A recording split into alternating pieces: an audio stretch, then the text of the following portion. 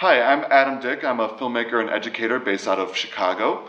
Oftentimes with my work, I tackle social issues from illegal immigration to autism, and today I'd like to talk a little bit about gun violence. I'm here with Elliot Fineman of the National Gun Victims Action Council, the NGAC for short. Elliot, thank you so much for being with us today. Thank you for inviting me, Adam. So obviously gun violence is an issue that's thrown around a bit in the media, but often people don't see how it's either relevant to the discussion when we have other problems to deal with, or simply how it could ever be solved or changed from what it's been before. So tell us, why should people outside of perhaps urban areas, which often get stigmatized as the epicenters for gun violence, be concerned with this issue? Well, the short answer, Adam, is that gun violence affects everybody. When you go out on the street, you're essentially in a game of Russian roulette.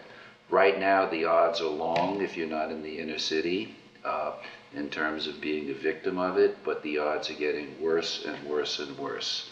The reason you should care is that it affects you and your family. You're at risk. For example, I don't know if you knew, but terrorists who cannot get guns, who cannot buy airline tickets, they're forbidden from flying, can go into any gun store and buy as much weaponry as they want. They can buy weaponry that in fact can bring down a plane taking off or landing. I don't want to be on that plane, and I don't want to gamble that I'm on the wrong plane at the wrong time. Criminals and mentally challenged people who cannot legally buy guns can go to any gun show and buy as many guns as they want. I think that leaving the gun show loophole open, which we can't get closed, is madness.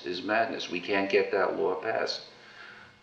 The gun industry, as an aside, is the only industry that is not regulated. It used to be guns and tobacco, but now it's only guns. This means that gun owners don't have to be licensed, guns are not registered. Guns, for example, don't carry insurance.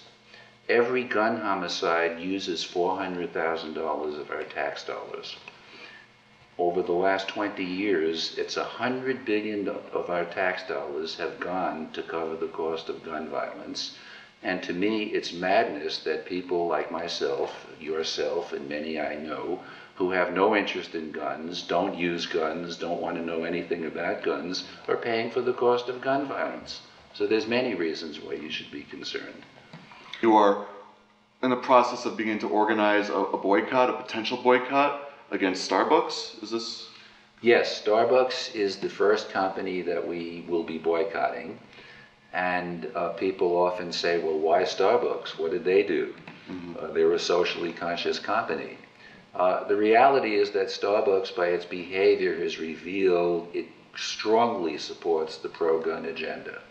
Many people don't know that in 43 states where open carry of guns is allowed, Starbucks allows those people to come into their stores with guns. In those very same states, stores like IKEA, Disney, California Pizza Kitchen, Pete's Coffee do not allow anybody to bring guns into their stores because they have a legal right to keep guns out of their stores, just as they have a legal right to require people to wear clothes. So Starbucks has chosen, despite appeals from Brady and a petition with thousands and thousands of names, despite my communicating with one of their board members, Senator Bill Bradley, and giving them a graceful way out, which was a study done to show that the people who open carry guns are not particularly nice people. They're violent, they have terrible histories of violence, many have pleaded domestic violence felonies down to misdemeanors. These are not nice people. So Starbucks could have walked away from this, and that was the proposition I said. Show them this report, senior management can say, okay, we didn't know, we can't expose people to this, we're sure many of the people carrying guns are okay, but we can't do this. We could all go home, I said. But if they didn't, I was going to organize the 14 million people, which I've done, and we were going to boycott Starbucks. Well, now Starbucks is ubiquitous, to say the least. They're nearly at every street corner. How could you say, or how do you know that a boycott would even be effective against such a large, multifaceted corporation? Well, here's an interesting set of numbers. I used to spend $8 a week at Starbucks. There's a Barnes & Noble near me, and I go in and read and have a Starbucks twice a week.